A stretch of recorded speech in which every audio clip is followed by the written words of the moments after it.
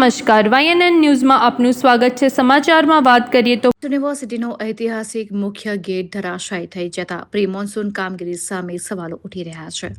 સંસ્કારી નગરી વડોદરાની શાન અને ધરોહર ગણાતી મહારાજા સયાજીરાવ યુનિવર્સિટીની હેડ ઓફિસના મુખ્ય ગેટ પર એક વિશાળકાય વૃક્ષ ધરાશાયી થવાની ચોંકાવનારી ઘટના સામે આવી છે. વર્ષોથી અડીખમ ઉભેલો આ ઐતિહાસિક ગેટ વૃક્ષ પડવાને કારણે સંપૂર્ણપણે કચ્ચર ઘાણ થઈ ગયો છે.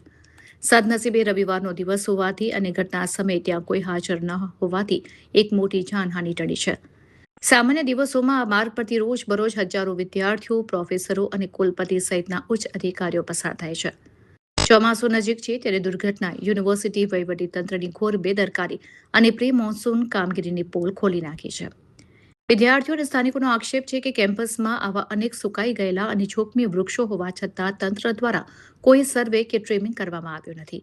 હવે સવાલ એ ઊભો થાય છે કે આ આંતરિક બેદરકારી માટે યુનિવર્સિટી વહીવટીતંત્ર જવાબદાર છે કે વડોદરા મહાનગરપાલિકા?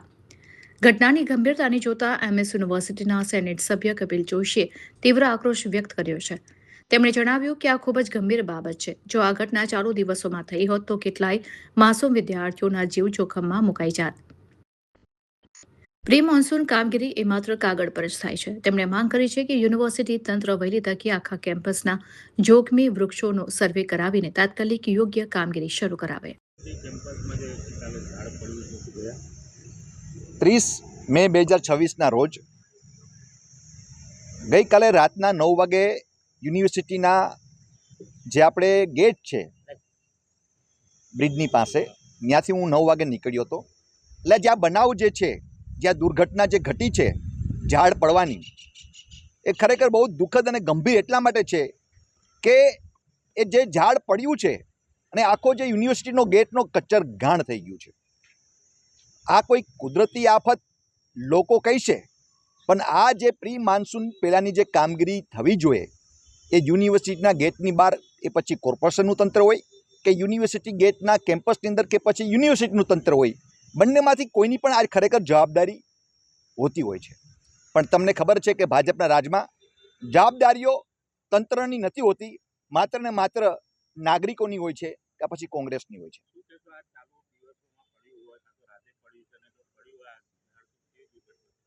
આ જે ગેટ છે ત્યાં હજારોની સંખ્યામાં કર્મચારીઓ, શિક્ષકો અને વિદ્યાર્થીઓની અવર જવર થતી હોય છે. અને અતિ મહત્વની વાત કરું કે આપણા યુનિવર્સિટીના કુલપતિ અને રજિસ્ટ્રાર પણ આ જ ગેટથી નીકળતા હોય છે. એટલે આ તો ખરેખર સદનસીબ કહેવાય કે શનિવારનો સમય હતો અને સાંજનો સમય, 6 વાગ્યા પછીનો સમય કદાચ આ બનેલો છે ને 9 વાગ્યા પહેલાંનો બનેલો છે. એટલે કોઈ પણ જાતના જાનહાની નથી થઈ. પણ ખરેખર જો એ ચાલુ દિવસમાં કોઈ વિદ્યાર્થી, શિક્ષક કે ત્યાંથી નીકળ્યો હોત તો એ ઝાડ ખરેખર એની પર પડ્યું હોત તો એ ઝાડની સાથે સાથે એ કોઈ પણ વ્હીકલમાં હોત કે પોતે વ્યક્તિગત 100% એનું મૃત્યુ થાત અને થાત જ.